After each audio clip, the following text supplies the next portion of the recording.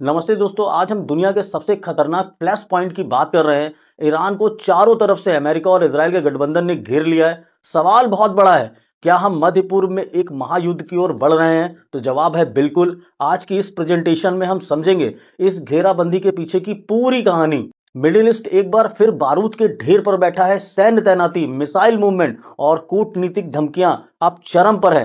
क्या यह सिर्फ दबाव बनाने की रणनीति है या वाकई में ईरान पर किसी भी वक्त बड़ी एयर स्ट्राइक होने की पूरी संभावना है? सबसे पहले बात अमेरिका की घेराबंदी की। तो अमेरिका ने ईरान को चारों दिशाओं से घेर लिया है। पारस की खाड़ी में अमेरिकी नेवी का अब तक का सबसे भारी जमावड़ा देखा जा रहा है। एयरक्राफ्ट कैरियर स्ट्राइक ग्रुप्स तैनात हैं और फाइटर जेट को स्टैंड बाय मोड पर रखा गया है। मतलब किसी भी समय हमला हो सकता है और उस समय ये तुरंत की तुरंत उड़ान भरें और हमला करके आए। देखिए, डेटा के अनुसार अमेरिकी युद्धपोतों और सबमरीन में लगभग लगभग 150 से अधिक Tomahawk cruise missile ready to launch mode पे हैं। मतलब सिर्फ एक बटन दबाए और जो मिसाइल है ना, वो जहां पे उसको हमला करना है वहां जाके हमला करे। अब सोचिए, खासी 1600 किलोमीटर की रेंज वाली ये मिसाइल ईरान के न्यूक्लियर साइट और मिसाइल बेस को पल भर में राख करने की क्षमता रखती है। आगे देखते हैं। तो अब बात करते हैं हम। सबसे बड़ा खतरा पानी के ऊपर नहीं है इसराइल को, पानी के अंदर है। अमेरिका की nuclear powered submarine silent strike के लिए तैयार हैं। ये सबमरीन बिना किसी रडार की नजर में आए ईरान के बेहद संवेदनशील ठिकानों पर हमला कर सकती हैं। दूसरी तरह अब बात करते हैं इसराइल की। तो देखिए, इसराइल जो है ना, मैं आपको दिखा देता हूं, आप पढ़ के समझ गए होंगे। इसराइल ने इस बार देखिए बोल दिया है कि ऑल आउट मूड है। मतलब प्रधानमंत्री नेतन्याहू कई बार कह चुके हैं कि वे ईरान को परमाणु हथियार हासिल करने नहीं देंगे। इजरायली एयरफोर्स के F-35 स्टेल्थ फाइटर जेट्स पहले से ही हाई अलर्ट पे हैं। जैसे मैंने आपको बताया स्टैंड बाई मोड पे है, तो यहाँ पे भी स्टैंड बाई मोड पर ही है।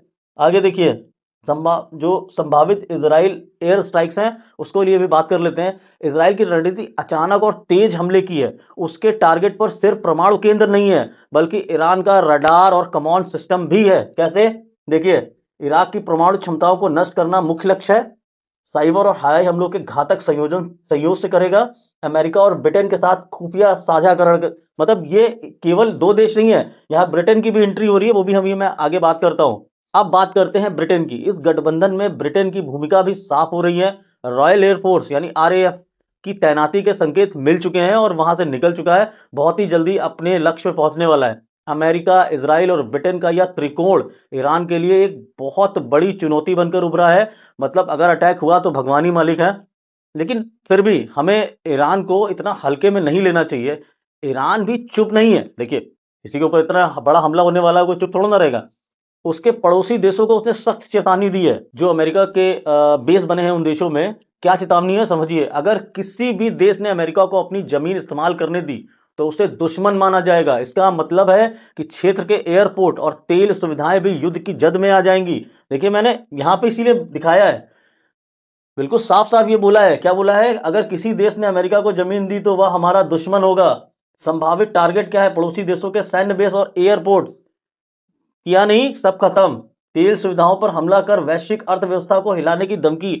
और कर सकता है क्यों? ईरान की अगर हम कैपेबिलिटी समझे तो समझिए, ईरान के पास 3000 से ज्यादा बैलिस्टिक मिसाइलें का पूरा जखीरा है और वो ड्रोन वॉरफेयर के उस्ताद माने जाते हैं। इसके अलावा हॉर्मूज को बंद करने की उसकी क्षमता पूरी दुनिया को संकट में डाल सकती है। लेकिन अब जो मैं आपको बताने जा रहा हूं वो रूह कपा देने वाली है। तो देखिए, इस क्षेत्र में जो तनाव चल रहा है ना, इसी के बीच एक रिपोर्ट आई है। उस रिपोर्ट के अनुसार अब तक करीब 36,000 लोगों से अधिक लोगों की मौत का दावा किया गया है। इसमें बड़ी संख्या में महिलाएं और बच्चे शामिल हैं। यह मानवाधिकार संकट पूरी दुनिया के लिए चिंता का विषय है। इस युद्ध में अब चीन की क्या भूमिका है, इस पे बात करते हैं। तो देखिए, चीन की भूमिका बहुत निर्णायक है।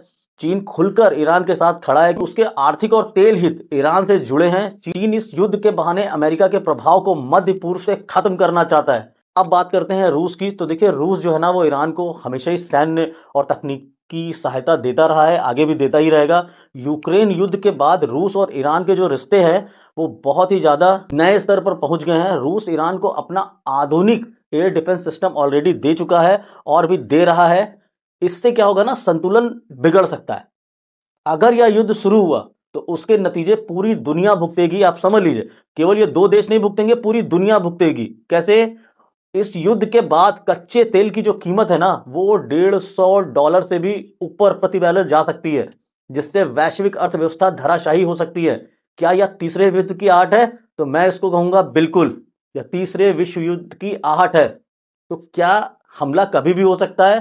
तो बिल्कुल हाँ, हमला हो सकता है कभी भी, क्योंकि जितने भी संकेत है ना, वो हाँ की ओर ही इशारा कर रहे हैं। मतलब अगर 100 संकेत हैं तो 100 में से मैं ऐसे बताऊंगा 92 94 जो संकेत है ना, वो इस युद्ध के पक्ष में है कि हाँ ये हो ही सकता है।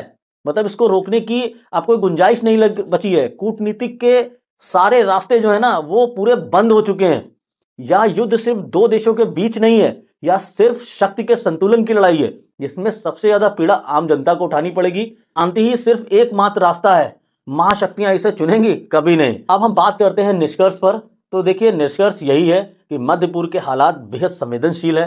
एक छोटी सी चिंगारी पूरे क्षेत्र को जला सकती है। दुनिया की नजरें अब इस क्षेत्र पर टिकी हैं। तो मैं आपको एक लास्ट स्लाइड और दिखा देता हूं। तो दोस्तों, जाते जाते एक जरूरी डिस्क्लेमर, यह वीडियो केवल शिक्षा और विश्लेषण के लिए है। हम हिंसा या युद्ध का समर्थन नहीं करते हैं, कभी भी नहीं करते हैं। सभी आंकड़े मीडिया रिपोर्ट्स पर आधारित हैं। दोस्तों, अगर आपको यह लगता है कि शांति संभव है, तो कमेंट्स में जरूर बताएं कि क्या शांति अभी हो सकती है, कि अब 100% शांति का जो रास्ता था वो निकल चुका। और ऐसी जियो पॉलिटिकल एनालिसिस के लिए सब्सक्राइब करना बिल्कुल भी मत भूलिएगा। मिलते हैं किसी और वीडियो में, तब तक के लिए जय हिंद।